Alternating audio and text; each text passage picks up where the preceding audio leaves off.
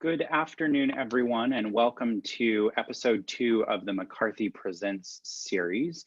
A couple things as we get started today. If you wouldn't mind in the chat feature, just giving us a shout out, letting us know where you are joining us from. I'm Kelsey Anglin, I'm in Portland, Oregon. Also, as we move our way through the conversation with Dr. Sarah Kagan today, feel free to use the Q&A feature to ask questions and use the upvote feature. And as we move into the Q&A section at the end of the presentation, we'll field questions that come in through Q&A. At this point, I'd like to introduce David Franklin from the McCarthy Institute, who will lead us through our session today. Good afternoon, everyone. It is approximately noon Pacific time. I'm in San Francisco, California, in the Bay Area. I am a law professor and business school professor at Golden Gate University and the executive director of the McCarthy Institute, which is at Golden Gate. The McCarthy Institute is a institute devoted to advancing knowledge about intellectual property law. And we have started this podcast series to further that goal. And this is our second one. We are very pleased today to have with us Dr. Sarah Kagan, who has a PhD in molecular biology from the University of Wisconsin. And she has a JD, a law degree from George Washington University, and is a practicing patent attorney with a great deal of specialization, expertise in the area of biotech patenting. And today, Dr. Kagan and I are going to be having a conversation for about the next 55 minutes around biotech patenting and COVID-19. And we're going to cover a variety of issues. And I believe with that, I will let Dr. Kagan introduce herself, say a few words. I'm going to refer to her as Sarah with her permission. And Sarah is going to start off with a slide that gives us a bit of a roadmap of where today's podcast conversation is going. And then we will begin our conversation with each other. So welcome, Sarah. Hi, welcome to you, and welcome to our guests for this conversation. We're going to cover some basic introduction to patent protection for biotech kinds of inventions, and focusing mainly on how COVID-19 fits into the framework of what U.S. patent protection is all about. So we're going to talk about things that people might be able to protect, inventions regarding COVID-19, related to COVID-19 in the US. We're going to talk about things that they can't protect in the US or are likely not to be able to protect. We're going to talk about types of therapy and prophylaxis approaches that various people are developing and talking about. We're also going to talk about special issues that might come up in the context of the COVID-19 epidemic, with particular regard to how it impacts intellectual property. Further, we will talk about sort of special situations that people might, special ways that people might want to deal with their intellectual property once they have it during the pandemic itself. And this might get into some ethical or societal organization issues. And finally, we thought that we would talk a little bit about how the United States government can get rights to use an invention that relates to the pandemic. Thank you so much for that overview. And Kelsey, if you could put up the next slide, please. And I will begin to begin the conversation with Sarah. Sarah, just sort of taking a step back, right, and looking at a situation we're in here right now. You and I have talked a little bit, a couple of times before today, and we came up with this list of topics and subtopics. But it seems inescapable, right, if I'm correct in understanding you, that some kinds of IP protection, particularly patent protection, will be sought, at least sought, and probably granted with regard to some of the therapeutic drugs, and some of the vaccines that are under development already for treating COVID-19. And so let me just pause there and let you kind of reflect with our audience on that. What do you see coming out of this pandemic from a patent perspective, generally? So there are a number of different approaches that are being explored now related to drug therapies for treating people that are already infected and sick, and vaccine therapies that relate to protecting the population before individuals get sick, and also so-called passive vaccines or passive immunity agents that could be used for treating people that are already sick as well. So there's a lot of different sort of basic approaches to stemming the damage that this virus is doing. And those are kind of the prophylactic therapeutic overview of what we might envision and what we're seeing people develop it now. Can everything that's being developed be patented potentially? Of the things that we just mentioned, I would think that all of those could be subject to patent protection, subject to their, fulfilling the requirements of the statute, that they be novel and not obvious. But subject matter wise, those kinds of things should all be patentable under our current regime. Would you like to go through this slide and tell the audience a little bit about these types of COVID-19 inventions and how they may involve different types of patent issues? Sure. So there are, it's possible, although I bet it's not the most likely, that people are going through and screening compounds and finding new compounds. And if they were to find something now that was new, that they could be protecting the structure of a new molecule that were found to be useful for treating COVID. I think it's more likely, because of the exigency of the situation, that people that are working now are going to be looking at compounds that have already been found to have some kind of activity that they think is going to be related to treating COVID. So a molecule that was active against some other virus, or maybe active against another coronavirus, or active against another SARS virus. So those kinds of things might already be protected. And so that would have had, let's say, when it was discovered, they might have protected those compounds. So for example, remdesivir, which we hear a lot about as being a compound in clinical studies, was a new product once. And when it was a new product, it got patent protection on the new product. But that's not, if it was found today to be useful for treating COVID-19, that would not be available because it would no longer be a new product compound. They couldn't file now for a new product kind of patent protection.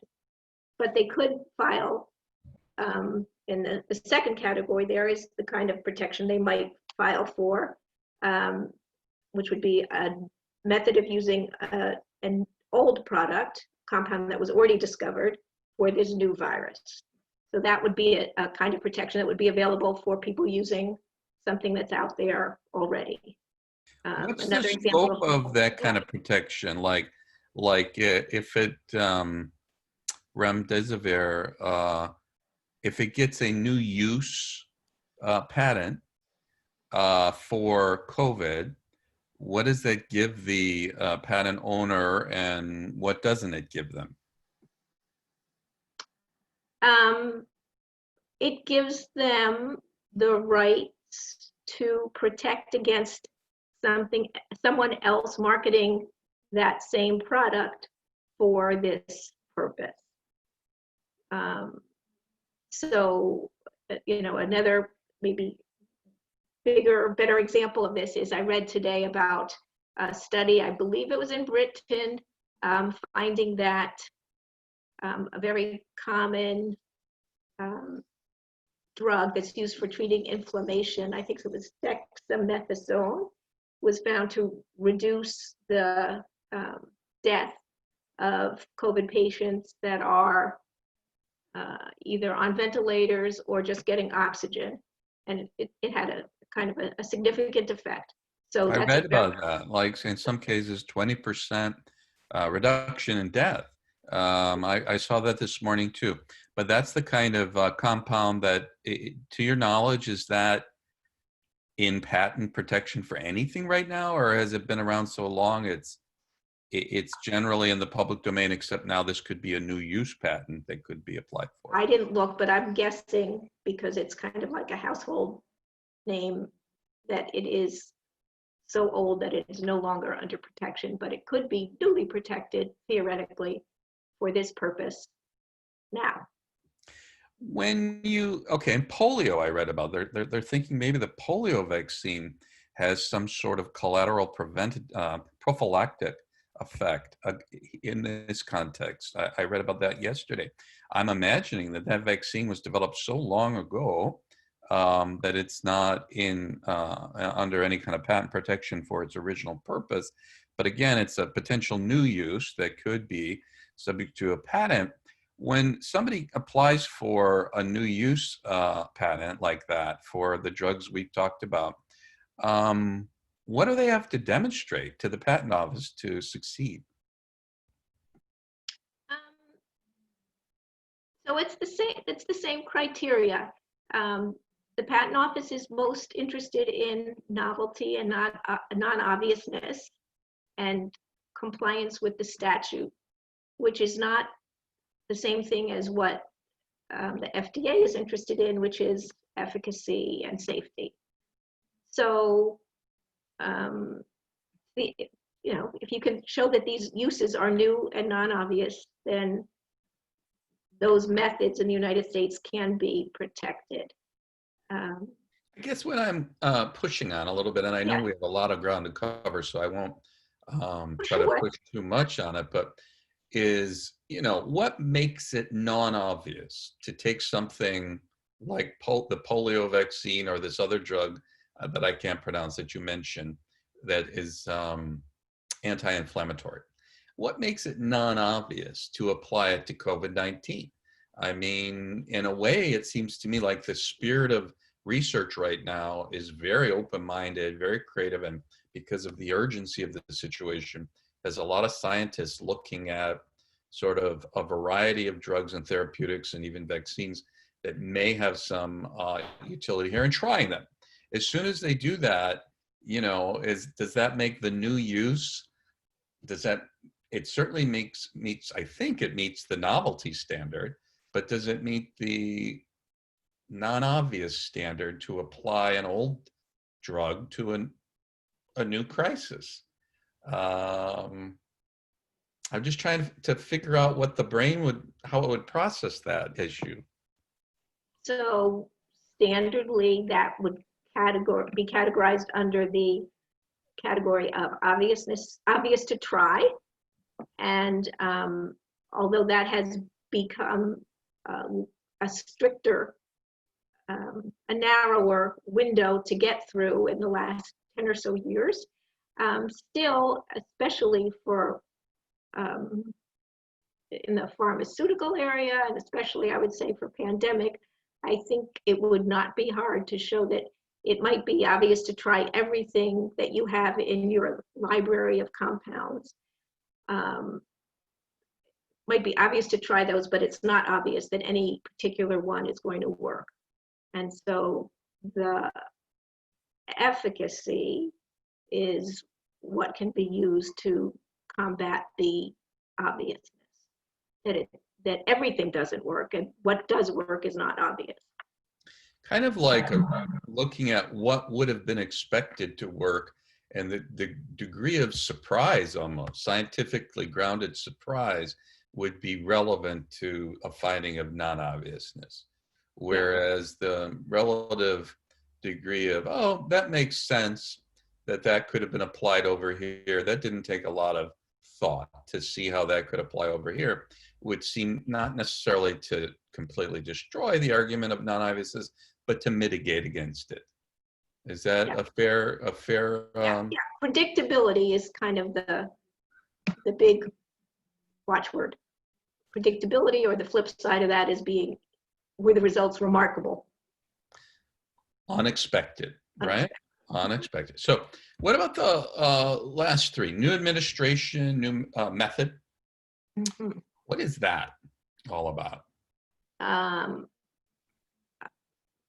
If there was some way, let's say, that you're taking a drug that was previously, let's say, for intravenous injection, and someone comes up with a way or a formulation that can be used to take it orally. So that's usually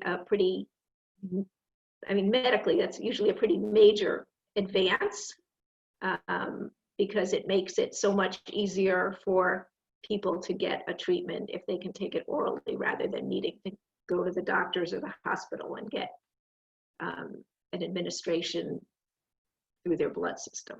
I had also read earlier on, maybe a month ago or a couple of months ago, that there were some people talking about how to develop a vaccine that from the beginning is conceptualized as something that could be administered very easily, for example, like with an arm patch, and that could be mailed to people's houses and they could just put it on, and that could really speed up the process of getting, a population, a large population vaccinated. And as I think back on that now, that's probably a method that's been used for other medicines. So it's not in and of itself a new method, but as adapted here, it's conceivable that patents could be sought on something like that if the vaccine was made available in a way that was not typical for vaccine. I'm just, using the vaccine as an example. Is that the kind of thing that might come into play here for new administration? Yeah, absolutely. Okay. Yeah. And then new manufacturing methods, do you expect to see some of that claimed and sought here? I would definitely expect that. As let's say if it's a complicated biomolecule and scaling it up from a small, like lab bench kind of scale to major manufacturing, and for the whole world to use is a huge amount. And I would think that there would be definitely, there can be a lot of art involved in getting that to work and scale up and be efficient and be environmentally conscious, whatever. There's lots of ways you can improve on a method of manufacture. Okay, the final one, new medical device. Could you say a few words about that, please? Yeah, so in the public health, when this took off, and before we even were considering shutting down, we heard a lot about the use of ventilators. That's the right word. The very expensive machines that are used for people with COVID-19 that have an acute respiratory syndrome. And these devices are, I think, ordinarily often used in surgery by anesthetists. And they were the big thing that people were worried about. We were going to be overwhelmed in our hospitals if we had an outbreak that was too big, that we would overwhelm the number of these machines that we had to use, and we wouldn't be able to adequately treat people. So I think that's a real, that was considered a choke point for the whole system. So I would expect that new ways of making those devices, I mean, I've read about, that making them simpler, cheaper. We now have car makers making these devices. I mean, I think there's going to be all sorts of innovation around those. To the extent that that remains the major need for treating people that are seriously ill. Thank you. I remember reading even in Italy in the comparatively early days of the pandemic there, doctors were experimenting with using a single ventilator on more than one person and adapting it physically to make it able to do that. Is that at least theoretically the kind of thing that could be considered a new medical device and eligible for a patent application? Yeah, a method of adapting the way you use the device, adapting the device itself once it's adapted, ways of controlling between the two patients. I think there's a lot of possible technology and innovation there, and especially that we were so desperate for these machines. They're very expensive, and doctors on the ground had to make do with what they had. So I think there's a lot of potential innovation there. Okay, before we move to the next slide, I want to ask you this general question. Is there a way for us to know or to get significant information about applications for patents already in place in the United States and or in other countries, other than anecdotally? For example, if you or your friends or your partners get involved in it, you would certainly, it'd be confidential, but you would know about it.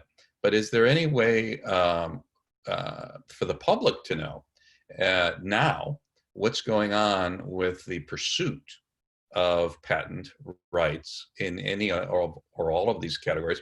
And if there isn't, when will that information become more widely known? Okay, so that's a great question. I think the best way to know what's going on is to read the scientific literature, because that is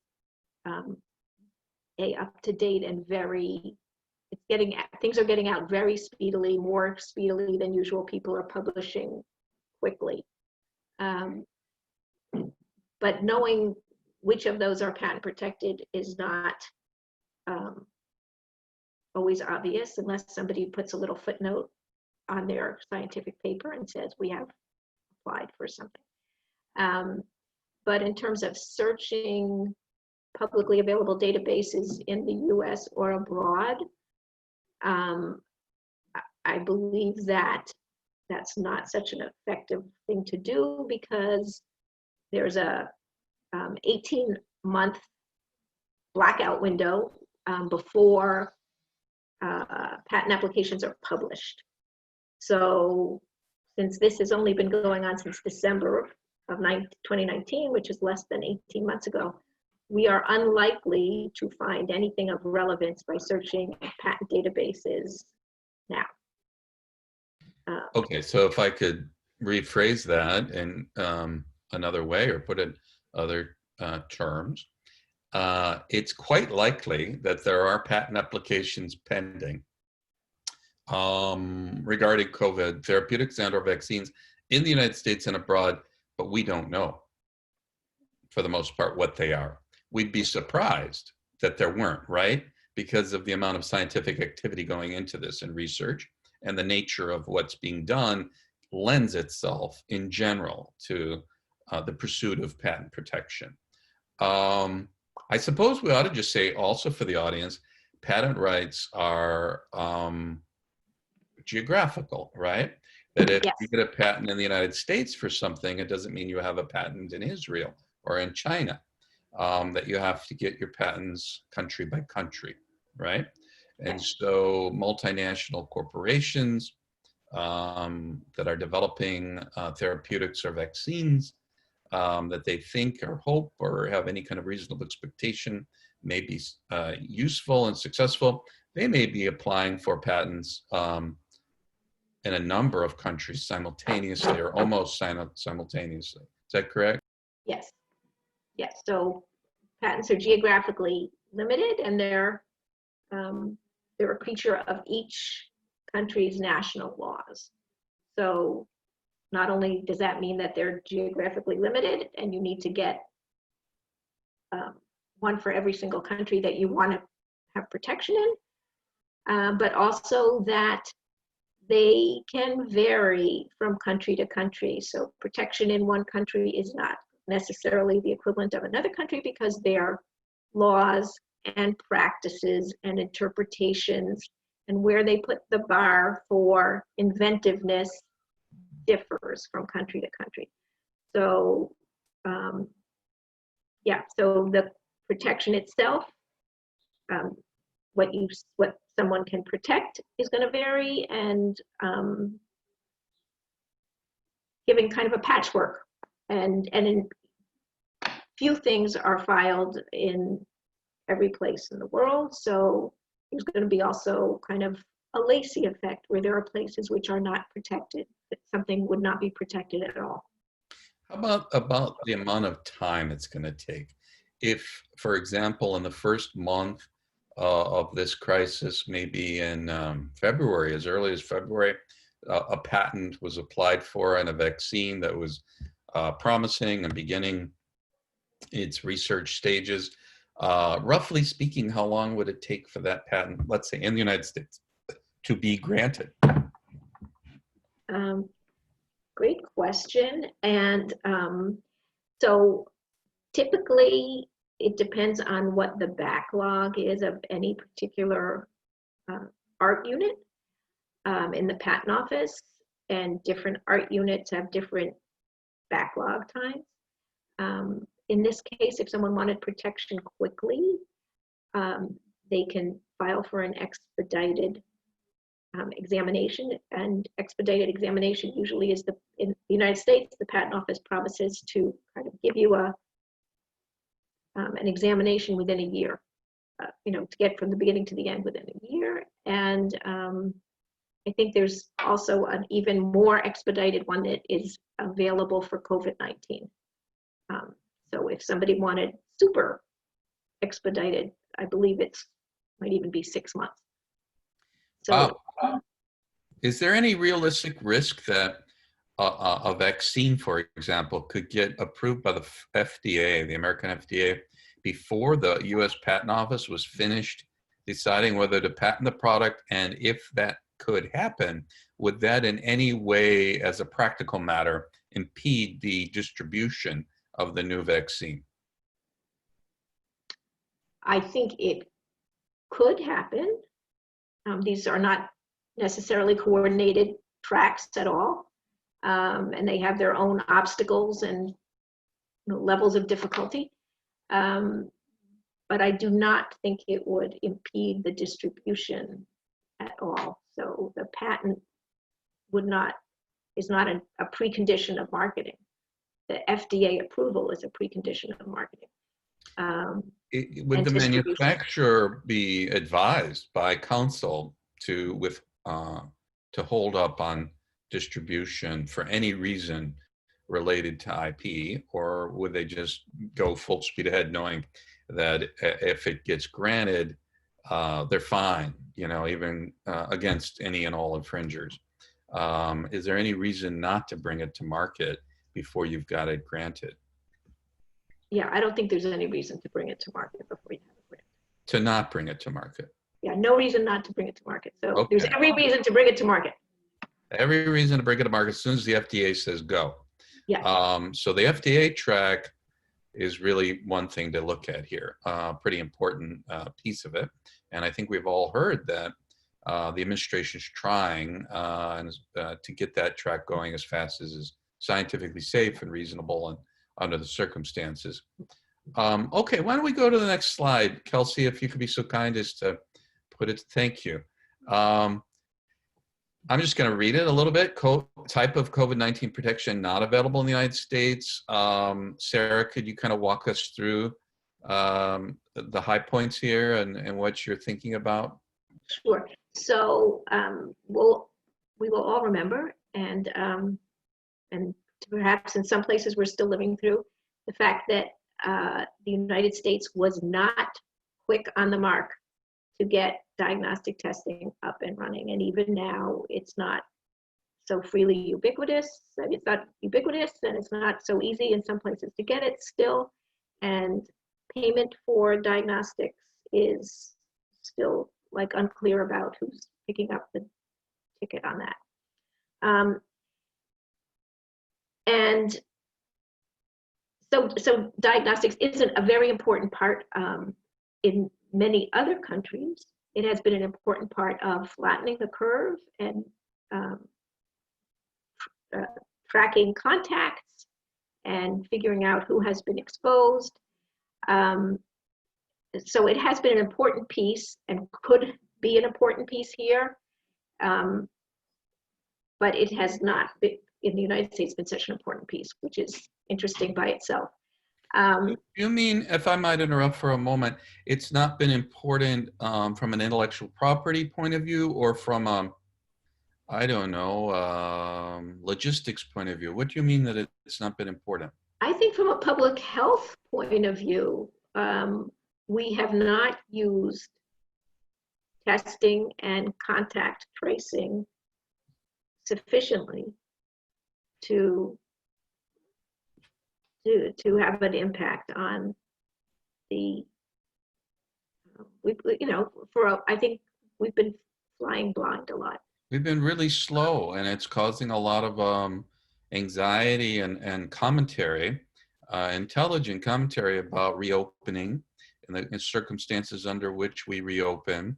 It seems like the medical community, the scientific community generally, if they could have had an ideal situation, would have recommended reopening with a lot more testing and tracing and attempts to control against, outbreaks. But it seems as though, for whatever reasons, I'm not here to criticize it, but for whatever reasons, I agree with you that that's not largely has not been the case. There's been a lot of testing, but it's not like, what I perceive to be going on in Germany and maybe South Korea and some of the other countries where they're really trying to use the testing to and diagnostic methods, as you put it, to control the rollout or the reopening of economic and social life. But okay, for our purposes, some of these tests are probably patentable and applications have been filed. And when I read, for example, in the early days, you don't see so much about it now, but that some of the manufacturers had come up with incredibly fast and apparently effective tests, that they were being used at the White House, to protect the senior administrative officials, that people in the press corps, when they went in, had to take this, like 15-minute test. And I remember thinking when I read it, one is, I wonder if they're seeking a patent on that, if it's patentable. And then two, I remember thinking, why hasn't that stuff being sold just in vast numbers, at as cheap a price as possible, given manufacturing needs and realities, in order to assist all of us in reopening businesses, right? Like, I'm a professor, why can't my university or other universities have little shops in the front, or Salesforce, or just take a company, Facebook, and everybody who comes in, they can get one of these tests. It's not IP that's holding this up, right? To our knowledge, it's just something else. And maybe this is outside the scope of your expertise and mine, but do you have a sense of why the cheaper tests have simply not become more ubiquitous across the entire American population, and being put in the hand, being bought by companies so that they can open for business and make money. You know, why isn't that being done?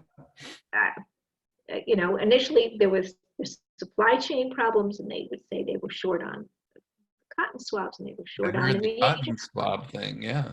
They were short on reagents, but we haven't heard so much about that now. And now it makes me, I don't know. It makes me wonder if it just turned out to be a price that was a cost that was too high to meet on the scale that is necessary. Initially, when we were starting this, people were talking about all the reopenings were going to be, everyone was going to be tested first, and then and you were good, and then if there was an outbreak after that, exactly. And clearly, we have been reopening in many places, and without that level of testing being done. Didn't we also hear, and correct me if I'm wrong, early on by the U.S. government, bipartisan, I think, that testing was going to be somehow free, available and free, either because the government was going to subsidize, or I don't know how they were going to do it, but that language I remember hearing to encourage us, right? And now it's like, I'm not sure that's been followed through on. And again, I'm not trying to criticize, I'm just confused about,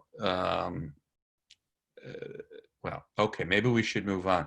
I think we agree that there's been a continuing different approach in the United States, let's say charitably, to testing. But that doesn't mean some of these things, testing methodologies and devices, aren't already under application for patent protection, right? We would suspect that has happened to some extent. All right, maybe, Kelsey, could we see the next slide, please?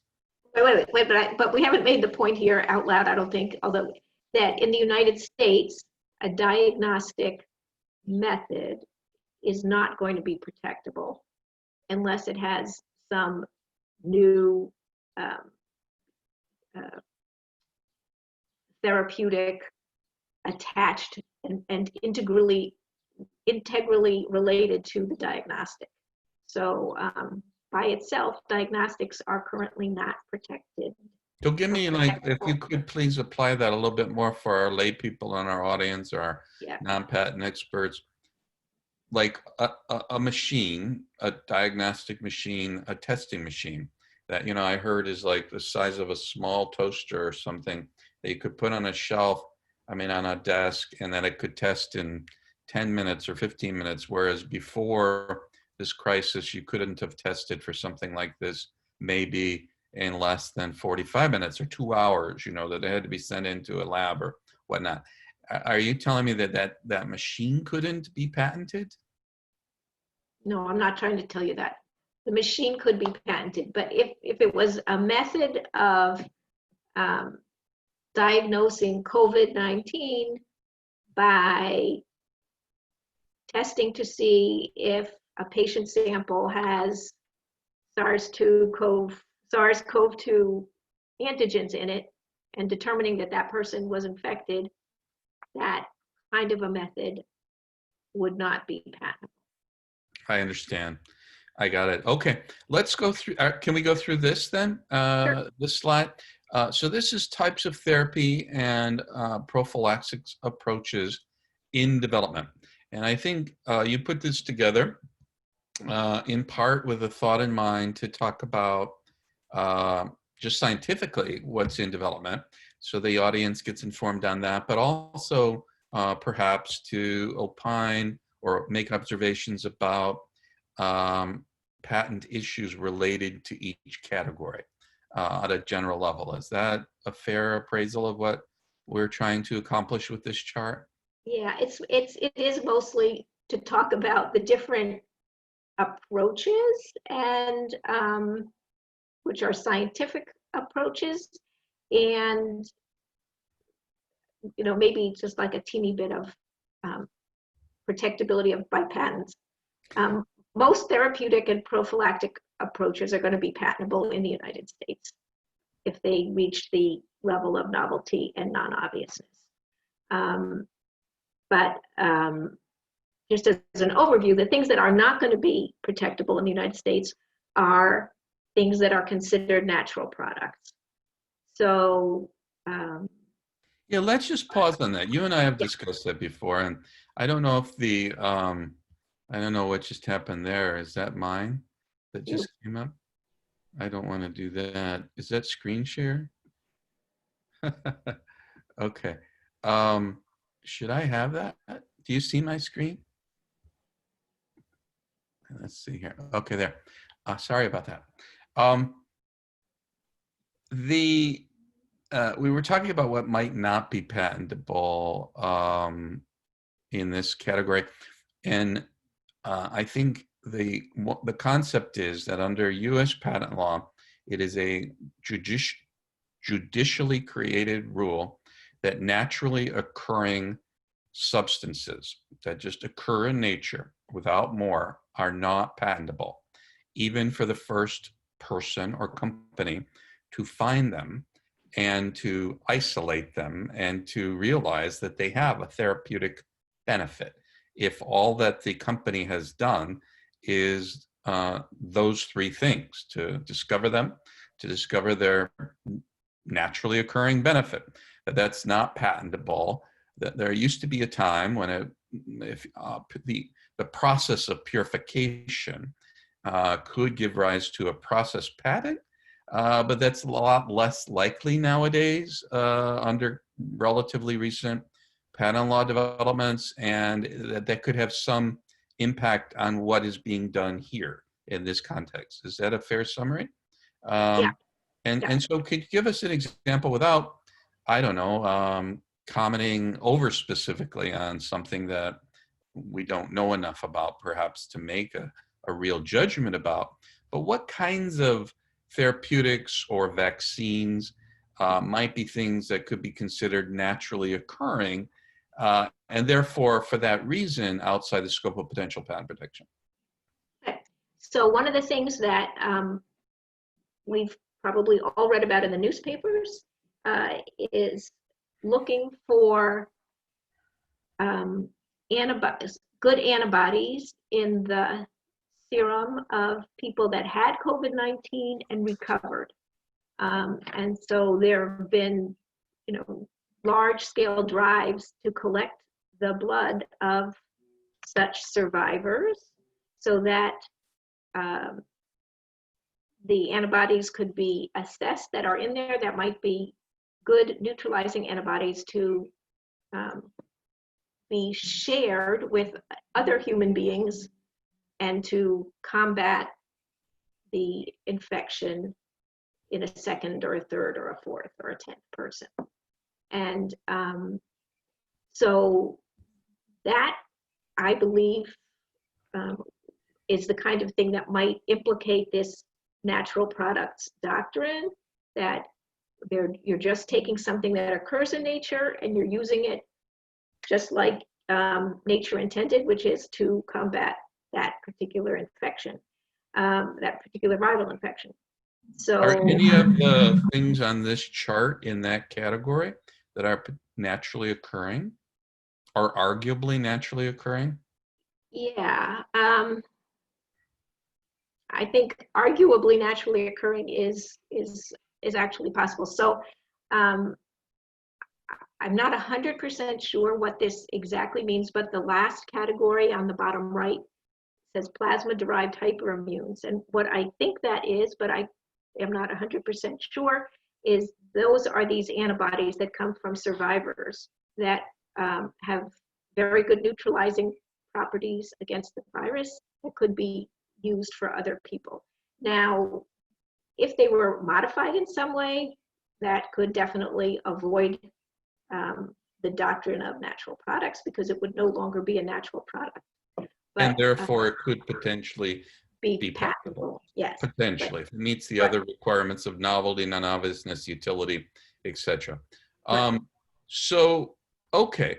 What about just, I'm mindful of our time and it's going by more quickly than I had thought, which you warned me about. The vaccine types on our left side, anything you'd want to comment about there about the probability or the likelihood or the foreseeability of particular types of patent issues with regard to those 6 categories? Great. So I think that the key issue here is, again, it's this natural products thing. So if all we're doing in a vaccine is taking a component of the virus and we're not changing it at all, and that's what we're using as a vaccine, I might be concerned that it would run afoul of this limitation, this judicial limitation on patentability, which is not to say that there wouldn't be some other way that you could potentially protect, but I guess I would be very concerned about using natural products that are unmodified. And sort of the last 10 years, the Supreme Court and the Federal Circuit has developed that purification of a natural product is just not sufficient to change a natural product from being a natural product. And before that, there was widespread protection for things that were just purified or just isolated from their natural environment. So that is a big issue in this country. But modifications are kind of the key, and so modified products might be protectable. So there may be pressure even from an IP point of view to modify some of these things just so as to get IP protection, right? Absolutely. Yeah, that might be advice that's given. So again, on the left side, DNA vector, intranasal, oral, trimeric protein, mRNA spike, linear DNA. Are any of those more naturally occurring at first glance than others? The mRNA for a spike protein might be like that. I mean, these are not describing what any particular product that anybody's developing is, but since the virus is an RNA virus and it encodes this spike protein, which is on the outside of the envelope and is used for accessing the human cells. So there are RNAs in the virus that encode that protein. So that if it's an unmodified version of what's in the virus, that might be difficult to protect if it was unmodified and just a per se part of the virus. Similarly, any protein that is the spike protein would be have the same limitation because the spike protein is made in infected cells to make the virus again. It's just a part of the virus. How about the DNA vector? What is that? So the DNA vector and the linear DNA both might be in a better position for patent protection because the SARS-CoV-2 virus is an RNA virus. Its genome is an RNA. It doesn't have a DNA form. So to that extent, a DNA version of it that is made in the lab might not mirror a natural component. It might just be different enough to not raise that spectrum. Interesting. Very interesting. Okay. Kelsey, can we move on or do you have, okay. Wow. Sampling of who has COVID testing programs. What do you want to say about this slide? There's a lot of parties that are involved in doing this, and there's many, many more. This was just like what could fit on the slide. Everyone is trying to get into this game, and which is a good thing, because we do not know what's going to work, and we do not know what's going to be working better, and we don't know what's going to be working most cost effectively. and we don't know what's going to be working for different kinds of populations genetically, or different sick populations of people. So this amount of interest and variety of work is a really positive thing, and gives me hope that we will find some good solutions not too far away from now, just because of the level of activity. If the next slide gets to an issue you and I had planned to talk about. If it does, we can go on to it, but if not, maybe we should do it here. You can give me guidance on that. Are you worried at all about the patent implications of all of the collaboration that's going on in terms of possible disputes down the road about who the inventors are? Yeah, so I think there's people ordinarily, when there's not a pandemic and not a huge urgency to find a solution, when they collaborate between different institutions and between different corporate entities, they are much more planful and mindful about getting their contractual positions clear, and how they're going to collaborate, and who's going to do what, and who's going to have rights coming out if something comes out of it. And I think that people have been, because of the urgency of the situation, have been rushing into collaborations a little bit more carelessly. And again, totally understandable why you would do this, but it might create problems down the road for coming up with a collaborative agreement after the fact, and disputes about who was entitled to ownership and who really came up with the idea, that kind of thing. There's also so those kind of things might well come up in this context because of the rush to make progress and discover something that's going to work and help for people. So it could be a blessing in disguise, I guess, if it meant that a couple of companies couldn't really corner the market of the monopoly from a patent point of view on it. It might inure to the public benefit. On the other hand, litigation over it might tie things up. I mean, it could be a mixed bag, what comes out of this. It seems to me like it's just an awesome and wonderful thing that there's so much open and fast scientific research going on.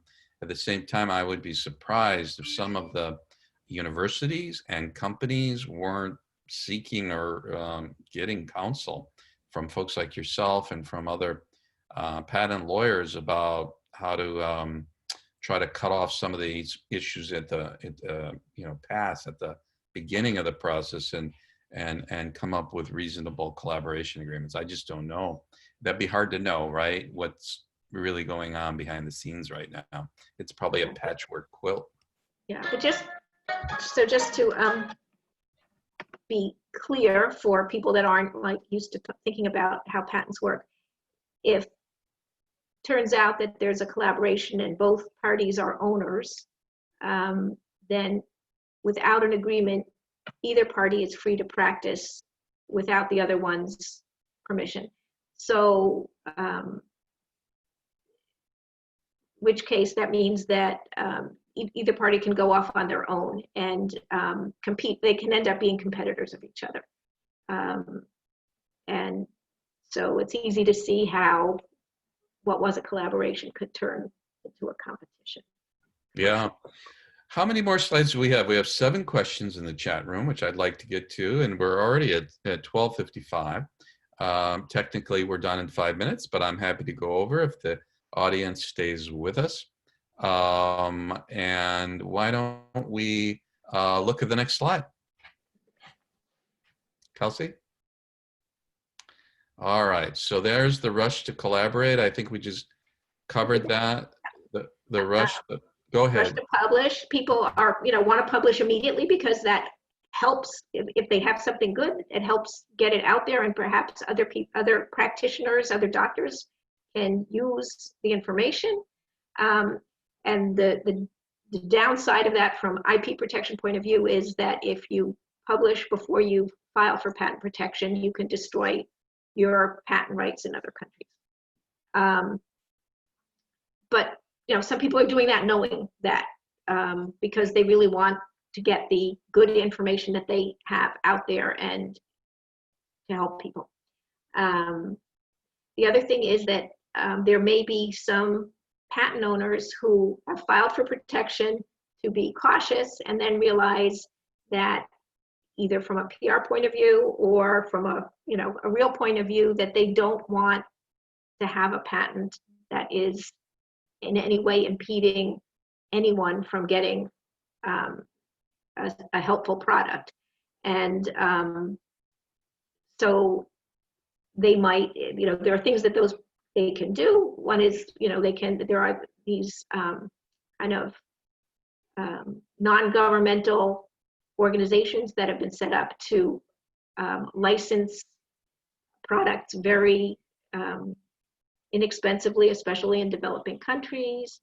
There have been patent, again, non-governmental organizations set up to just to openly say, we're not going to pursue our patent rights. These are free for anybody to use.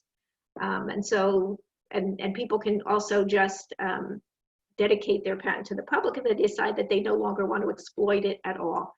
So these are things that people might do when there is a real human cost perceived to pursuing their patent rights.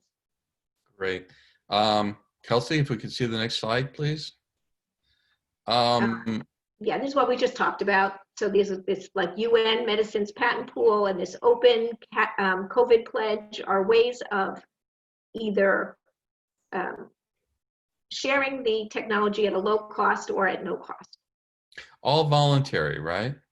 Totally voluntary. So far, no coercive demands by government authorities in this regard. Right. Could end up happening or become part of our conversation as things develop. All right, next slide. Would you like to say a word or two about the Bayh-Dole Act and some of the other points here? The government, I guess this is not exactly what's on the slide, but the government has invested huge amounts of money in various attempts at finding, a particular vaccine, so that they've invested in potential vaccines. And there will be, I'm sure, people that say that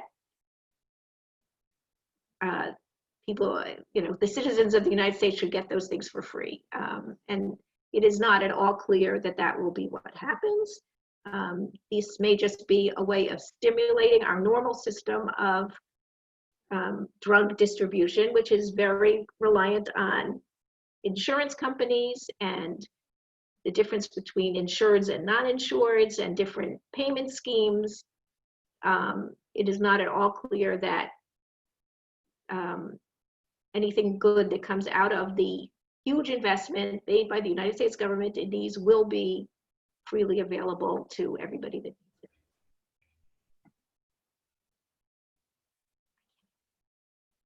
it. That's curious to me because I remember early on reading, for example, that the United States government pledged or granted Johnson & Johnson about $450 million.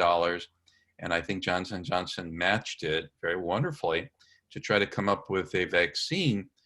But from what you're telling me, we just don't know. And given past practice, can maybe even assume, shouldn't assume, but there's no guarantee that the US government has made it a condition of the grant of taxpayer money, the subsidies to this research, that there will be any kind of price controls, let alone free access to the entire population from the investment. Is that a fair statement? That's my understanding. It's just very disturbing to me. I don't know if taxpayers and citizens realize how much money has been given to help solve a humanitarian problem with no strings attached, apparently. And I wonder if that'll become a part of our collective conversation politically and from a policy point of view as we move forward. Would you expect that to ripen into that? Or do you think the normal ways of dealing with this will ameliorate what could otherwise become kind of early cost, access issues? I would expect that to be part of the conversation. I think it's not so different from when the government bails out some industry because the industry is very fragile. In some cases, it has attached strings, but in other cases, it's just been kind of a bailout for which the citizens don't get anything. So we're getting used to the bailouts, right? That somehow part of our fabric of life is that the companies are so big that they're too big to fail. And if they fail, we all kind of fail. And therefore we bail them out. But sometimes we wonder like what got given back in exchange. It's hard to control, and monitor. Okay, is there anything else on this slide before we move to the last one and on to questions? Okay, Kelsey, is there another slide? I guess that's it. I'm going to open up the chat window and see if we have some questions. Let's see here if I can. I see, Kelsey, I see questions, but I see the people who asked them. I don't see the questions themselves. Okay, I see a question that we can address. It is, do you think the anti-patent movement has had any impact or deterrence on the development and release of new testing devices and or vaccines? I heard, my guess is no, but I've heard that someone posit that the United States was so behind in the diagnostic testing realm because we did not permit patenting of diagnostic methods. And I find that interesting, but pretty unlikely to be true. But I do not think that, I don't know.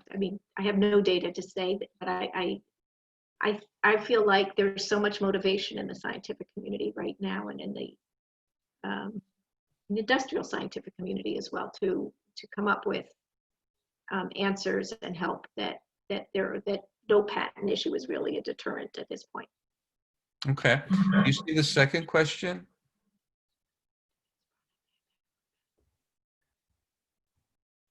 Yeah.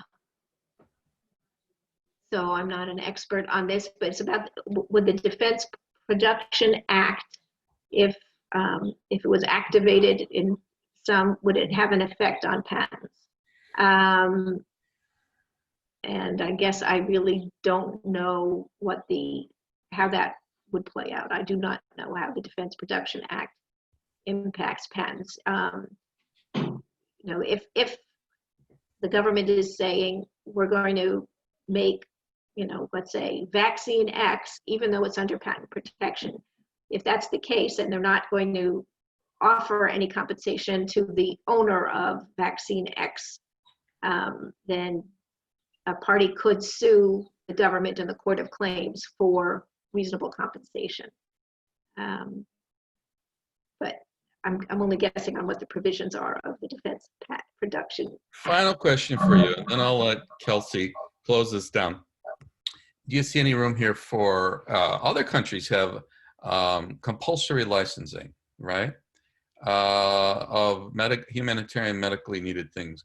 Do we have any mechanisms in this country in our laws that you could see being enacted for compulsory licensing of winning patents here in vaccines, so as to maximize production, distribution, and if you will, social justice? The only thing that I can think of is if there's something that's really good and it's not being developed, not because of cost, but it's just not being developed, then, and it was at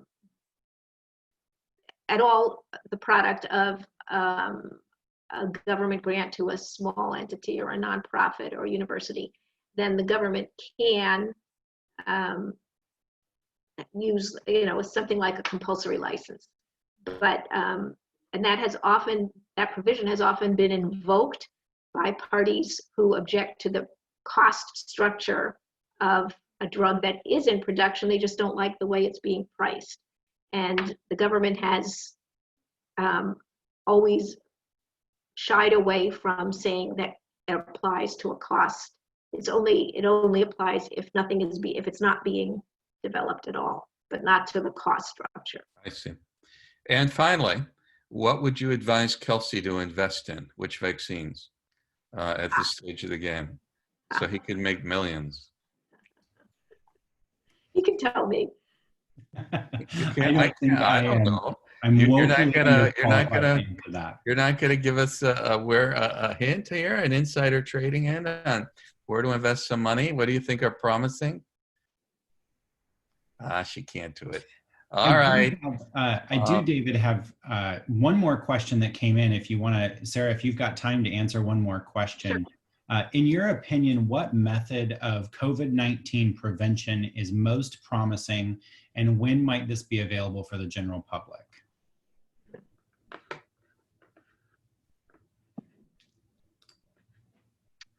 I don't know. I guess I would say this: the things like things that are already known to be safe. Those seem like, really good bets. They might not be the best bets, but they seem like good bets because they're going to be able to be used immediately. Like that we were talking about earlier, the dexamethasone is a known drug. It's known to be safe.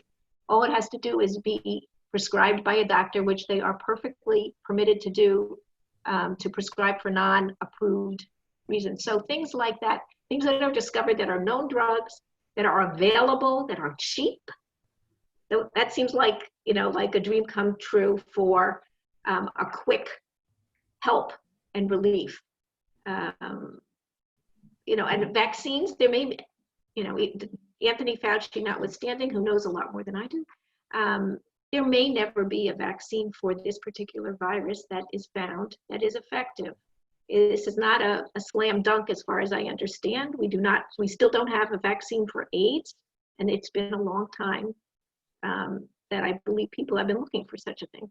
So I would put, actually, I mean, although a vaccine would be wonderful, I think more likely that we'll get some decent therapeutics that are good at cutting down the bad effects, rather than, that will be faster and